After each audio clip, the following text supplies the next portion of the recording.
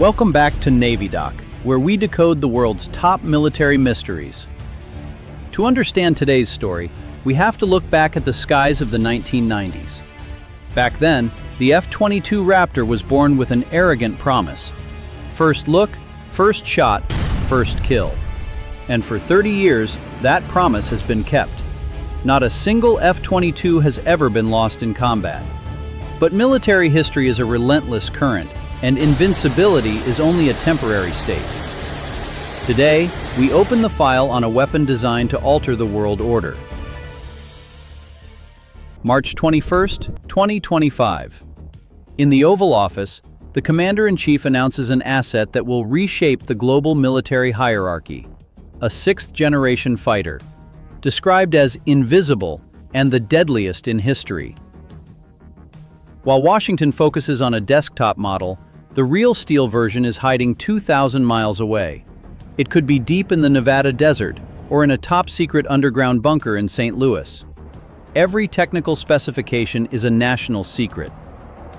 We only know it is tearing through the night sky in black test flights. Its mission? To replace the legendary F-22 Raptor and become the new tip of the American spear. The U.S. Air Force is betting its entire future on this airframe. Public data offers only fragmented puzzle pieces, but today, in this video, we will decode the F-47, the invisible ghost of modern warfare. Stripping away the political veneer, what exactly is the F-47? It is a sixth-generation air dominance fighter. It is designed not just to fly, but to rule. The concept of NGAD, Next Generation Air Dominance, doesn't just refer to a single aircraft. The Pentagon defines it as a system of systems. Within this, the F-47 acts as the central node, connecting with satellites in space, warships at sea, and ground radars in real time. It is the heir to the F-22 Raptor's throne. Its ultimate mission? Penetrate the most heavily defended airspace, destroy every airborne object, and return safely. But the F-47 does not fight alone. It acts as a quarterback, commanding a swarm of semi-autonomous drones into environments too dangerous for human pilots. The designation F-47 carries three layers of symbolism.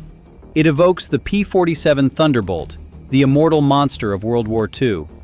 The P-47 was famous for its ability to take punishment and deliver overwhelming firepower. Reusing the number 47 implies that this sixth-gen fighter will possess durability and firepower far superior to the fragile appearance of previous stealth aircraft. It also references the year 1947, when the U.S. Air Force became an independent service branch. But symbolism doesn't win wars. The F-47 is a definitive answer to the rise of stealth fighters and long-range missile networks from Eastern adversaries. Why does the Pentagon need a new generation of aircraft? The answer lies in the limitations of the F-22 Raptor. Despite being an apex predator, the Raptor was born for the cramped skies of Europe, not the vast expanse of the Pacific. In the 80s, when the F-22 was designed, the adversary was the Soviet Union, and the expected battlefield was West Germany. The distance between airfields was short. But today, the strategic focus has pivoted to the Asia-Pacific, where the vast ocean becomes the greatest enemy. In military terms, it is a problem of combat radius. The F-22 manages about 590 nautical miles. The F-35 is slightly better, hitting 670 nautical miles. But in a Pacific conflict scenario, these numbers mean one thing: you cannot reach the target. Look at the map. The distance from Andersen Air Force Base in Guam to the Taiwan Strait is roughly 1,700 miles. From Okinawa, it is 400 miles. Current fifth-generation aircraft cannot fly there, fight, and return without refueling at least twice. If conflict erupts, forward bases like Guam or Okinawa would be neutralized immediately by missile fire. China possesses an arsenal of DF-26 intermediate-range ballistic missiles, dubbed the Guam Killer, with a range of up to 2,500 miles. This forces the U.S. Air Force to pull its squadrons back as far as Hawaii or Australia to preserve the force. American fighters will be forced to sortie from bases thousands of miles out of reach. Relying on aerial refueling tankers is a fatal flaw. They are big, slow, and vulnerable. Tankers like the KC-135 or KC-46 Pegasus have a massive radar cross-section. They are essentially flying gas stations that light up enemy radar screens. The adversary's doctrine is clear. Don't shoot the fighter, shoot down the tanker and the AWACS. Without tankers, $100 million F-22s or F-35s become useless bricks of titanium falling into the sea due to fuel starvation. The F-47 changes the game with a combat radius requirement exceeding 1,000 nautical miles. It allows power projection from a safe distance, keeping vulnerable flying gas stations outside the range of enemy fire. On the other side of the line, the adversary is no longer operating rusting Cold War relics. China is operating the J-20 in large numbers and is rumored to be testing tailless 6th-gen prototypes like the J-36 and J-50. The J-20 Mighty Dragon has been upgraded with WS-15 EME engines, enabling supercruise, and carries PL-15 air-to-air missiles with a range reportedly outclassing the American AIM-120 AMRAAM. Russia is not sitting idle, pushing its PAKDP project despite slower progress. Modern air defense is now an onion of layered radars and missiles. This is the A2AD environment. The outer layer is anti-ship ballistic missiles. The next layer is long-range air defenses like the S-400 and HQ-9.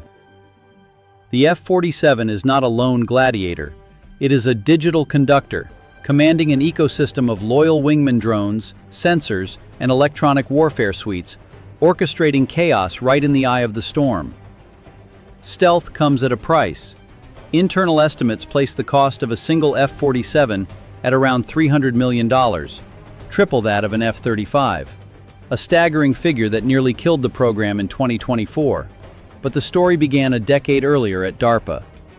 In 2014, the Aerospace Innovation Initiative was born to explore PCA, penetrating counter-air capabilities.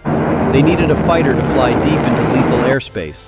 This research morphed into NGAD, a black hole swallowing billions of dollars with zero public feedback.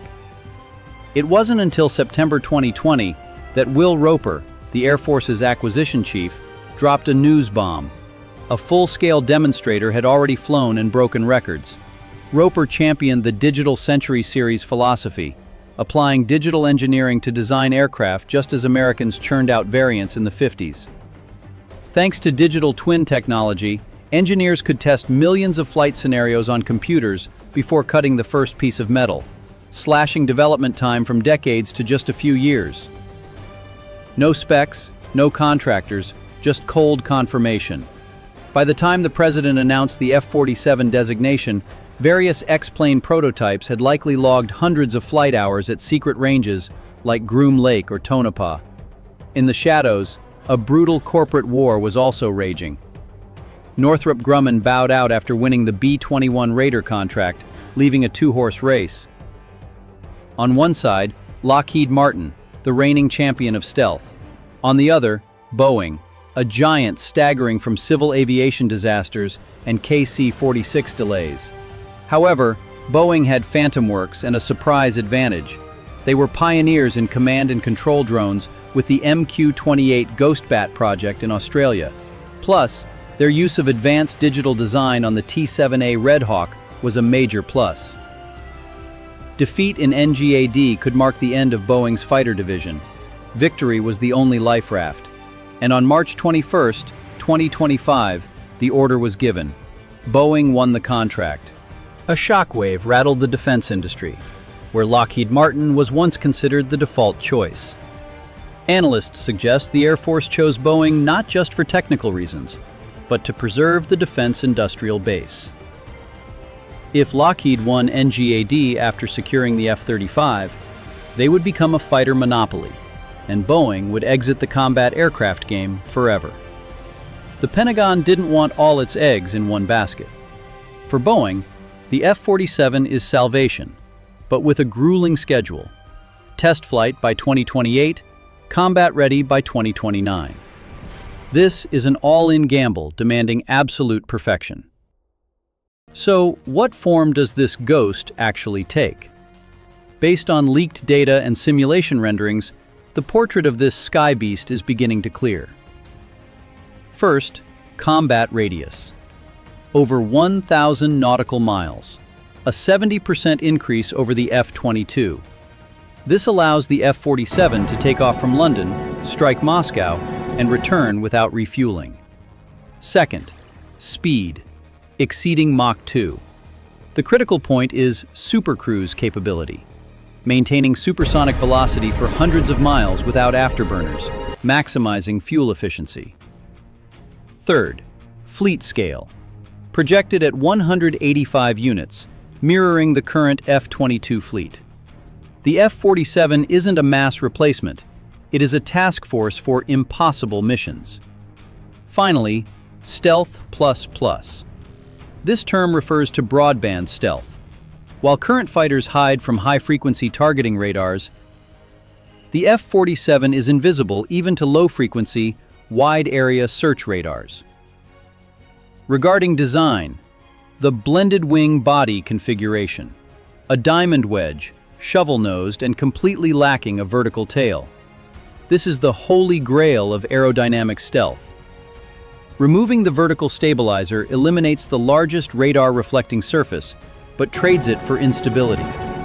Only computer systems adjusting control surfaces thousands of times per second keep this monster from flipping over in the sky. Its heart is the next-generation adaptive propulsion engine. This is the single biggest revolution in propulsion technology since the dawn of the jet age. Two names, General Electric with the XA-100 and Pratt & Whitney with the XA-101, have competed fiercely for this spot. The NGAP engine possesses a third airstream. This technology uses a third airflow channel to flexibly switch between high-efficiency mode for cruising and maximum thrust mode for combat. The result? Range increased by 30%, thrust increased by 20%. And finally, the brain. Modular Open Systems Architecture, MOSA. If the F-22 is a durable brick phone, the F-47 is a mobile supercomputer. The hardware is just a shell. The software evolves continuously to integrate new weapons like the AIM-260 missile instantly. Previously, integrating a new missile onto the F-22 took the Air Force years of code rewriting and testing. With MOSA, it's as simple as installing an app on a phone. It allows security patches and new tactical updates to be uploaded overnight, ready for the mission the next morning. The massive internal weapons bay implies this is a true flying fortress, potentially capable of carrying B-61 tactical nuclear bombs. But the real revolution isn't in the mothership, but in the escort swarm. The F-47 leads a squadron of semi-autonomous robots. CCAs, Collaborative Combat Aircraft, are AI-equipped drones. Top contenders include Kratos' XQ-58A Valkyrie or Boeing's MQ-28 Ghostbat. Jet-powered, stealthy, and most importantly, attritable. At $25 to $30 million, just 1/10 the cost of the command aircraft, they are expensive but acceptable physical shields. The F-47 pilot no longer flies with a simple joystick. They command like a head coach. From an ace, they transform into a battle manager. They coordinate drones to attack, jam, or fly into enemy fire to protect the primary asset. The project scale is massive, but the technical risk is extreme. The U.S. Air Force is attempting to develop a new stealth airframe, an unprecedented engine, and autonomous AI simultaneously in under 10 years. The F-35 took 20 years to do the same. If the NGAP engine is delayed, the jets stay grounded. If the economy recesses, the F-47 will be the first target for cuts. With rising national debt, Congress will have to weigh the options between feeding a cheap robot army or investing in these expensive superfighters. Opinions have already surfaced suggesting the cancellation of the manned NGAD to switch entirely to pure AI. And a philosophical question looms large. Is this the last manned fighter? For 100 years, air combat was defined by the pilot. The F-47 changes everything. The human in the cockpit is no longer there to pull G's or dogfight. They are there to make ethical decisions and manage the swarm. After the F-47, the cockpit may remain empty forever.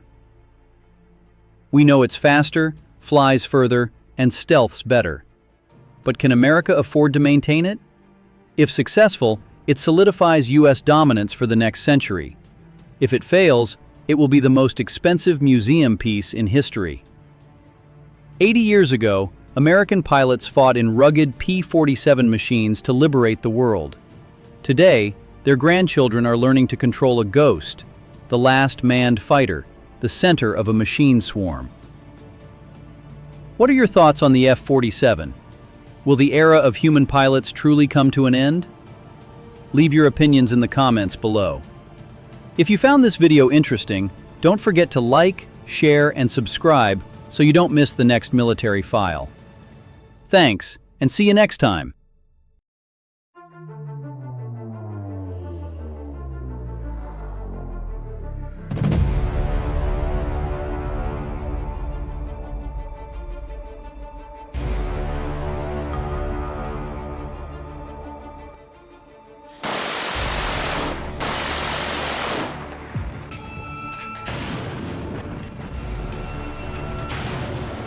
$13 billion. Let that number sink into your mind. That is the budget of an entire small nation. That is enough money to build thousands of hospitals, schools, or feed millions of people. But what did America choose to do? They cast that entire sum into 100,000 tons of cold, hard steel and set it afloat in the middle of the ocean. Welcome to the USS Gerald R. Ford, the most expensive, the largest, and the most controversial warship in human history. Some call it the greatest engineering marvel of the 21st century, an impenetrable fortress, the fist of God, designed to defend freedom. But to many others, perhaps even you, this is just an insane waste. A fat sitting duck waiting to be torn apart by a $5 million hypersonic missile. Why build such a massive target in the era of drones and guided missiles? Has the US Navy committed the mistake of the century? Or is this beast hiding secret claws that we know nothing about? Today, Navy Doc will not take you on a sightseeing tour. We are going to find the truth. The truth behind the thick armor, the truth about the hellish shock trials, and the final answer to the question, is this $13 billion price tag a floating coffin or life insurance for the world order? If you are a believer in the power of technology or simply want to know where your tax dollars went, buckle up. And don't forget to type truth in the comments if you are ready to face the classified secrets. To understand why they dare to call it a supercarrier, you must forget the concept of ordinary ships. Don't think of it as a boat. Think of it as a city, an armored city that knows how to float. Gestated at Newport News Shipbuilding in Virginia, the only place on the planet capable of forging these nuclear monsters, the USS Gerald R. Ford was not built. It was assembled. Imagine a game of Lego, but every single piece weighs between 80 to 900 tons. These are called superlifts. Over 200 of these massive steel blocks are welded together with millimeter-level precision. The result? A behemoth with a full load displacement of 100,000 tons. Let me visualize that for you. It weighs as much as 400 Statues of Liberty combined. Or, imagine 600 Boeing 747s crushed into a single solid block of steel. Over 1,100 feet long. If you stood it up vertically, it would tower over the Eiffel Tower. I'm sure you're wondering, being this huge, isn't it just target practice? That is a reasonable assumption. But look closer. Unlike the legendary Nimitz class that has served since 1975, the USS Ford isn't just bigger. it is stealthier. The island, the brain of the ship, has been pushed aft and shrunk down. Why? To reduce the radar cross-section, and more importantly, to free up the most valuable real estate on the ocean, the flight deck. This 5-acre flight deck is not just an airport. It is a deadly chessboard, capable of hosting over 75 of the most modern combat aircraft, including the F-35C Lightning II and F-18 Super Hornets. And here is the key point. The difference between $13 billion and scrap metal lies in how many punches it can throw in a single minute. But size isn't everything. What makes the USS Ford a true boogeyman lies deep beneath 9 decks, where the sun never shines. The heart of this monster is 2 next-generation Bechtel A-1B nuclear reactors. In previous generations, reactors simply boiled water to spin turbines. But on the Ford, they are miniature, incredibly aggressive nuclear power plants. They generate 250% more electricity than the Nimitz class. Why is so much power needed? To run the AC for 4,500 sailors? No. Excess power is a strategic calculation. The U.S. Navy knows that the future of warfare is not gunpowder. It is directed energy. They have turned this ship into a giant power outlet, ready for laser weapons and electromagnetic railguns, the things that will shoot down the hypersonic missiles you are afraid of. And the clearest proof of this electrical power is EMALS, the Electromagnetic Aircraft Launch System. Many of you have commented criticizing this system as unproven and prone to failure. True, it has had its troubles. But look at the physics. For the last 50 years, we threw planes into the sky using steam. It was jerky, brutal, and damaged the airframes.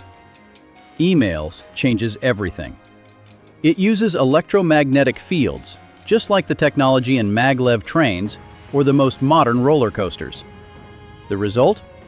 It accelerates a 30-ton fighter jet from 0 to 160 miles per hour in just 3 seconds, but smooth as silk. More importantly, it needs no boilers, no fresh water, and resets faster. This allows the Ford to launch planes 25% faster than the Nimitz. In war, launching faster means you live and the enemy dies. But all technology on paper is meaningless if it can't take a real punch. Our audience has exclaimed, "Testing new carrier? Where is the testing?" You want to see tests? Here is the answer. In the summer of 2021, the U.S. Navy did something insane. They took this $13 billion ship out to sea and detonated 40,000 pounds of high explosives right next to its hull. This is called full ship shock trials. The blast was so massive that the U.S. Geological Survey registered it as a 3.9 magnitude earthquake. The goal? To see if this monster would shatter, to see if the welds would snap, if the reactors would leak, and if the sensitive electronics would go dark. Many said, the bigger they are, the easier they sink, just like the Titanic. But the Titanic sank because of an iceberg. And the USS Ford? After enduring the pressure of 40,000 pounds of explosives, equivalent to a heavy naval mine detonating right against its ribs, the ship stood tall. It didn't just stand tall. It returned to port, underwent minor repairs, and was ready to deploy. That is the difference of American military steel. That is why it is expensive. You are not paying for luxury. You are paying for survivability. And don't let the size fool you. This 100,000-ton ship can glide at speeds of over 30 knots. Some veteran sailors even hint that the actual speed is much more terrifying, possibly reaching up to 60 knots. But that is a military secret. Look at it turning. A skyscraper drifting on the ocean surface. This maneuverability, combined with defensive systems, is the first layer of armor against predators beneath the ocean. But the power of metal and explosives is only half the story. A ship, no matter how modern, is just a dead block of iron without a soul. In the next part, we will step inside the Forbidden City. We will meet the 4,500 humans betting their lives every day on the 5 most dangerous acres on Earth. And most importantly, we will answer the toughest question. Can all of this stop hypersonic missiles from Russia and China? Or is $13 billion about to become the world's most expensive artificial reef? Don't take your eyes off the screen. Forget the billion-dollar figures or the giant electromagnets for a moment. Because if you strip all that away, the USS Gerald R. Ford is just a soulless, drifting chunk of metal. What truly makes it the most terrifying weapon on the planet is not the A-1B reactors. It is the heartbeat of over 4,500 human beings living and fighting inside it. Welcome to the Forbidden City in the middle of the Pacific. Many critics say that $13 billion should be used for the homeless. That is a humanitarian view. But there is a truth rarely mentioned. This ship is also a home, albeit harsher than any home on land, for thousands of America's sons and daughters. Who are they? They are not emotionless war machines. They are 19, 20-year-old kids. They just left school, leaving their families, sweethearts, and the safety of land behind. On this ship, the concept of privacy is a luxury that does not exist. Imagine living in a steel box, where you sleep in narrow bunks, called coffins, stacked 3 high. Every time an F-35 lands above your head, the roar echoes down to the lower decks like Thor's sledgehammer striking the ceiling. Sleep here is a battle. The logistics system to feed this city is a marvel no less impressive than the aircraft launch system. Every day, the chefs must prepare over 15,000 meals. The desalination plant on board must filter hundreds of thousands of gallons of seawater into fresh water for showers and to run the reactors. Every day that passes is a battle with isolation. No cell service, spotty internet. Just the vast ocean and iron discipline. Why am I telling you this? So that when you look at the number $13 billion, don't just see money. See the sweat. See the silent sacrifice of the 4,500 crew members. They are the ones guarding our sleep, while they themselves often lose theirs. If below decks is the harshness of life, then above decks, on this 5-acre flight deck, is hell on Earth. This is known as the 5 most dangerous acres in the world. Why? Imagine working in the middle of the busiest international airport, but compressed into the size of a football field. Surrounding you are mobile guillotines, helicopter rotors, jet blast strong enough to blow a grown man into the sea, and steel cables taut as guitar strings, ready to slice off legs if they snap.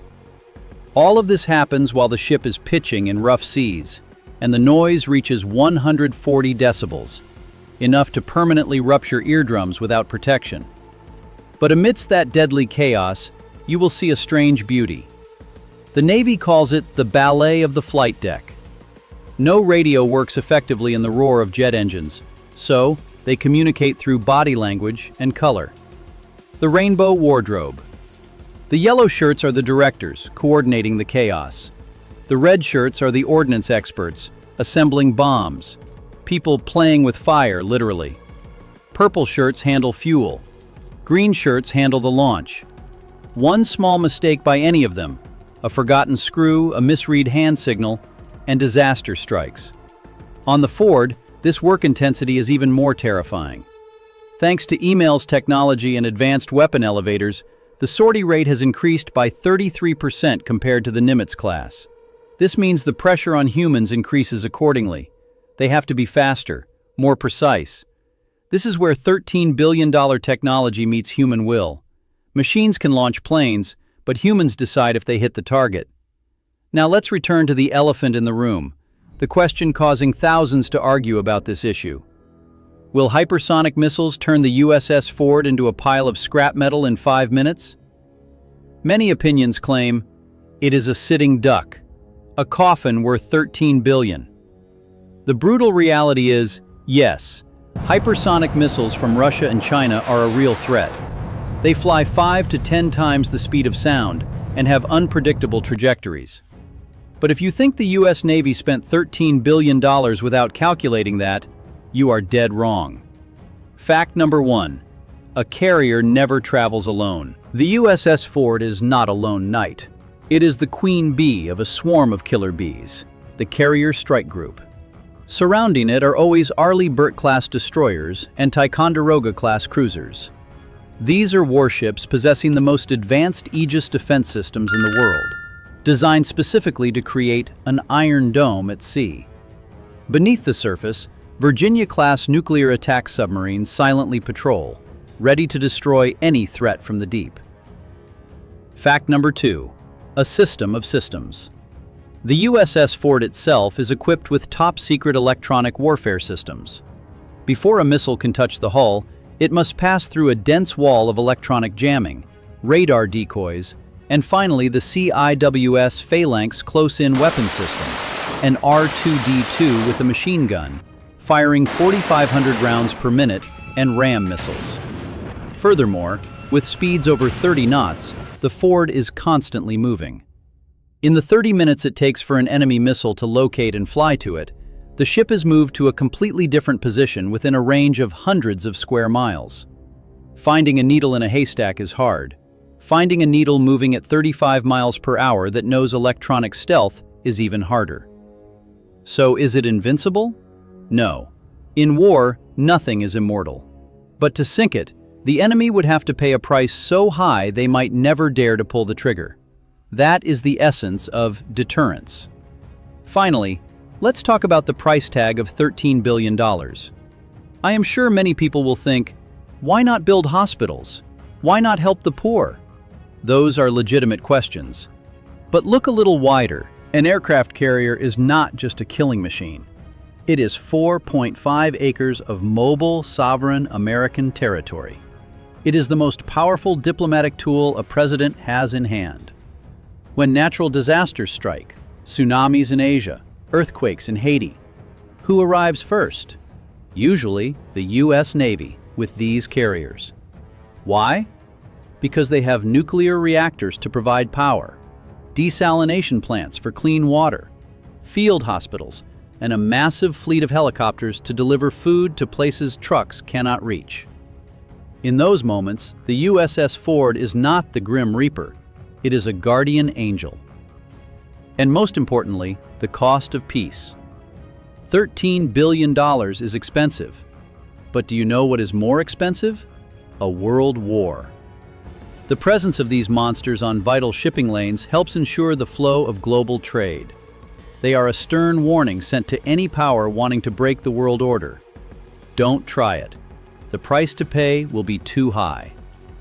If the presence of the USS Ford can prevent a war from breaking out for even one day, then that $13 billion is the biggest bargain in history. USS Gerald R. Ford, CVN 78. It is a controversial engineering marvel. It is America's $13 billion gamble. It could be a target for hypersonic missiles, and it could also be the only savior when the world collapses. But whether you love it or hate it, there is one undeniable thing.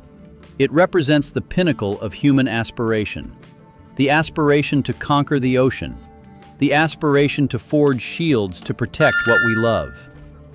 Machines may become obsolete. Missiles may get faster. But the spirit of the sailors operating it, those staying awake tonight in the pitch-black ocean, will never change. And you? After diving deep into the belly of this beast, has your view changed? Is the USS Ford an obsolete target practice, or the immortal king of the seven seas? Thousands of people are debating fiercely below, and I want to hear your voice. Leave your thoughts. If you appreciate the sacrifice of the sailors, hit like. If you want to see us decode the next military secrets, hit subscribe and turn on notifications. I am Navy Doc. See you in the next classified file.